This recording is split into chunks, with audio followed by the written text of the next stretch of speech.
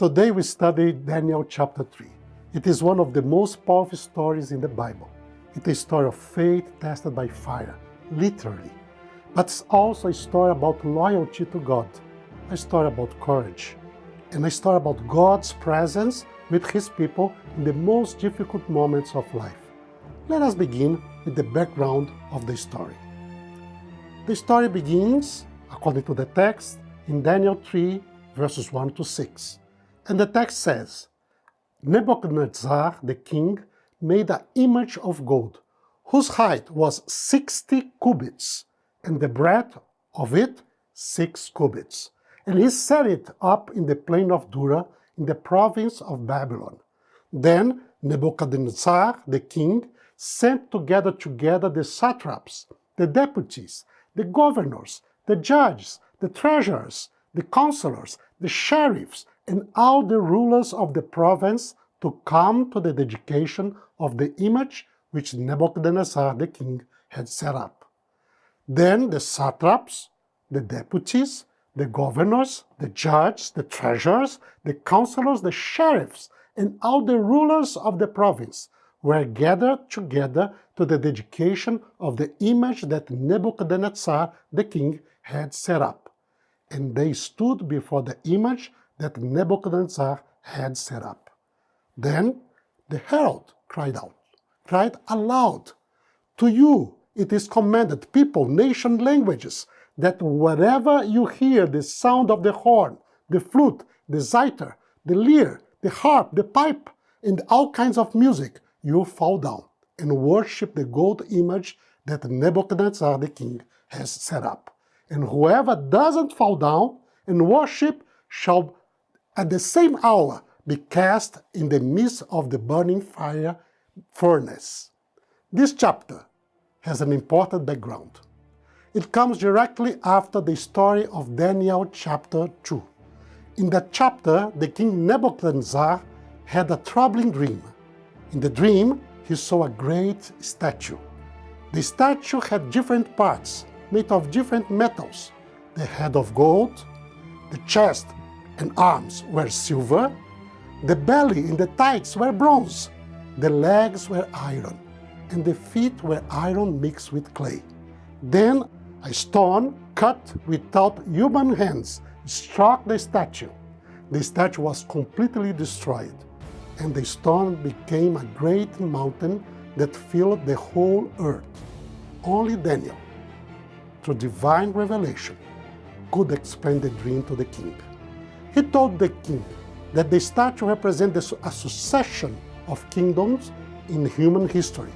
Nebuchadnezzar, the kingdom, Babylon, was the head of gold, but the other kingdoms would follow.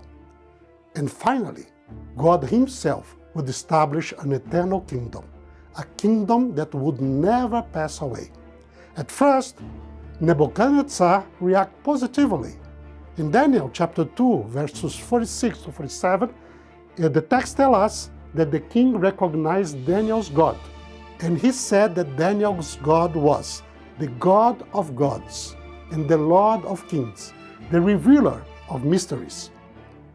The king honored Daniel, and he placed Daniel and his 3 friends in important positions in the government.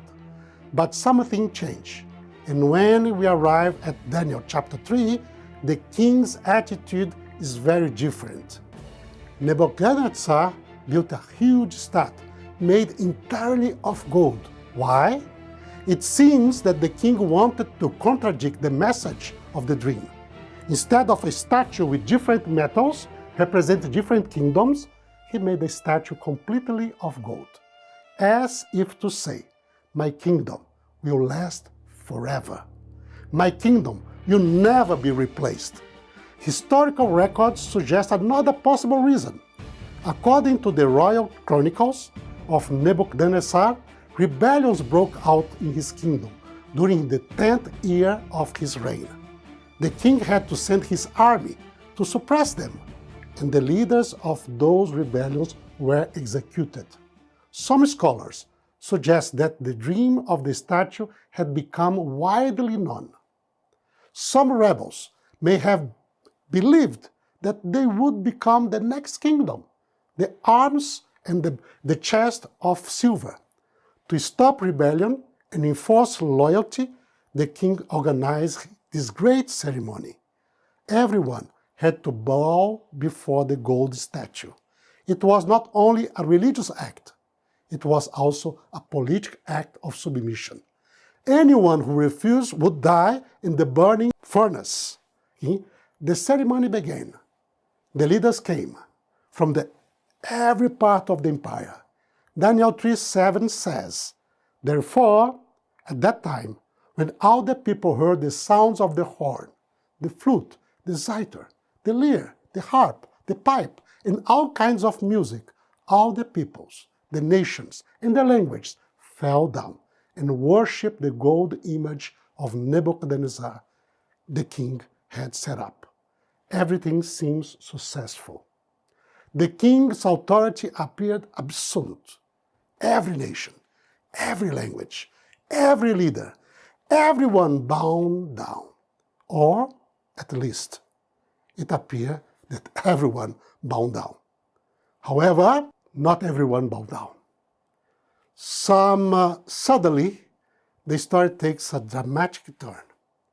Some astrologers came to accuse certain men. Daniel 3:12 records their accusation. The text says, "These men, O king, have not regarded you. They don't serve your gods, nor worship the gold image which you have set up." Who were these men? They were Shadrach, Meshach, and Abednego, the three friends of Daniel. The very men whom the king himself had promoted to high positions in Babylon. At this moment, we may ask a question. Where is Daniel? Why is he not mentioned? It's very unlikely that Daniel bowed down to the statue. Chapter 6 of the book of Daniel shows us his character. Daniel was one of the most faithful servants of God in the entire kingdom. He would never bow down to the statue. Most likely, Daniel was simply not present at this ceremony. Perhaps the king did not invite him. Nebuchadnezzar knew Daniel. He knew Daniel's God. He knew the prophecy Daniel had given. Maybe the king preferred that Daniel not be present. But even without Daniel, God still had faithful servants in Babylon. Their Hebrew names were Hananiah, Mishael, Azariah. The Babylon names were Shadrach, Meshach, Abednego. They were brought before the king. The king was furious. But interestingly, he gave them a second chance. In Daniel 3, verse 14 and 15, record his word. And then he warned them, "But if you don't worship my statue, you shall be cast at the same hour into the midst of a burning fiery furnace. And who is that God that shall deliver you from my hands?" The response of these three men is one of the greatest declarations of faith in the Bible. Daniel 3, verses 16 to 18 says, "Shadrach, Meshach, and Abednego answered the king, Nebuchadnezzar, we have no need to answer you in this matter. If it be so, our God, whom we serve, is able to deliver us from the burning fiery furnace. If he does not deliver us from your hand, O Lord, be it known, O king, that we will not serve your gods, nor worship the golden image that you have set up."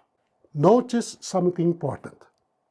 They believed God could deliver them, but they did not demand that he must. They said, "Our God is able to deliver us. But if not, even if God did not rescue them, they would remain faithful." This is true faith. Faith that trusts God even in face of death. Then, what follows? The king, Nebuchadnezzar, became furious. The Bible says his face changed, Daniel 3:19-21 tell us, then was Nebuchadnezzar full of fury, and in the form of his visage was changed against Shadrach, Meshach, and Abednego. Therefore he spoke and commanded that they should heat the furnace 7 times more than it was wont to be heated. He commanded certain mighty men who were in his army to bind Shadrach, Meshach, and Abednego, and to cast them into the burning fiery furnace. Then these men were bound in their pants, their tunics, and their mantles, and their other garments, and were cast in the midst of the burning fiery furnace. The furnace was extremely hot. Therefore, because of the king's command was urgent, the furnace exceedingly hot, the flame of the fire killed those men who took up Shadrach, Meshach, and Abednego. The soldiers who threw them in died, but the 3 faithful men fell into the furnace. The text says, Daniel 3:23 confirms it, saying, these 3 men, Shadrach, Meshach, and Abednego, fell down bound in the midst of the burning fiery furnace. From a human perspective, it looked like the end. But it was not the end. Suddenly, the king saw something shocking. Daniel 3:24-25 tell us what happened. Then Nebuchadnezzar the king was astonished and rose up in haste. He spoke and said to his counselors, didn't we cast 3 men bound in the midst of the fire? They answered to the king, true, O king. And he answered, look, I see 4 men loose, walking in the midst of the fire, and they have not hurt. And the aspect of the 4th one is like a son of the gods. There were not 3 men in the fire, there were 4. God has sent his messenger. The Bible often calls him the angel of the Lord.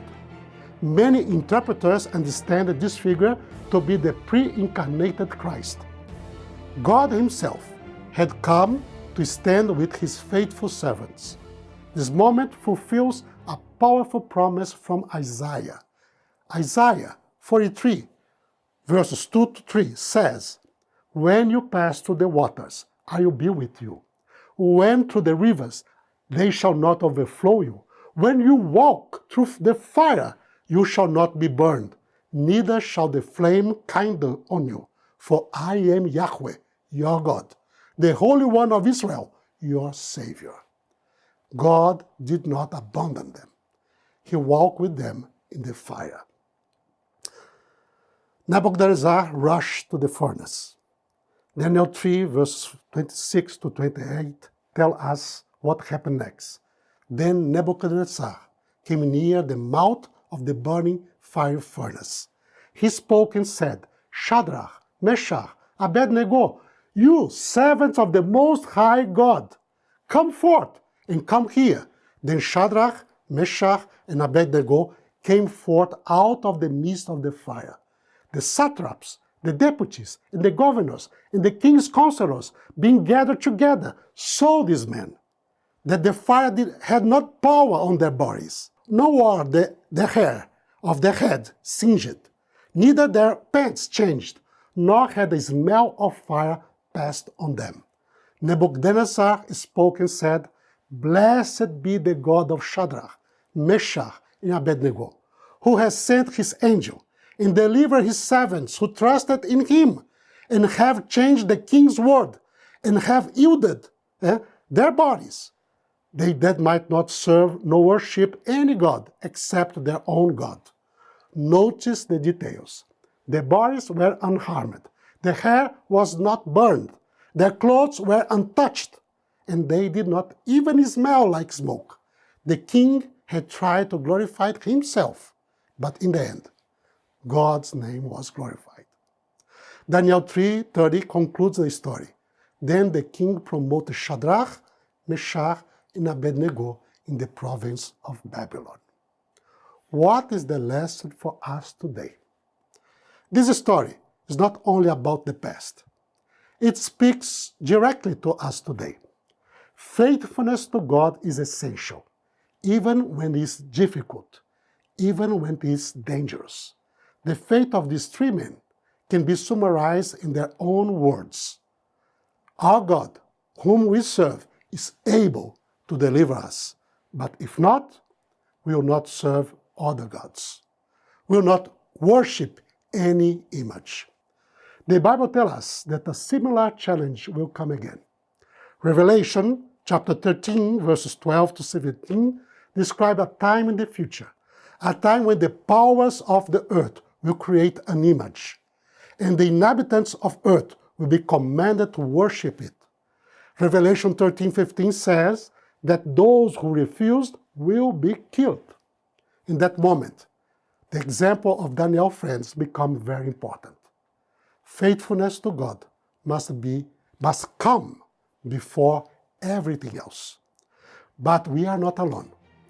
The same Lord who walked in the fire with those three faithful men has given us a promise. Jesus said in John 16, verse 33, "In the world you have trouble, but take heart, I have overcome the world." In Matthew 28:20, he promised, "Behold, I am with you always, even to the end of the age." The God who walks in the fire then still walks with his people today, and he will walk with his faithful people until the end.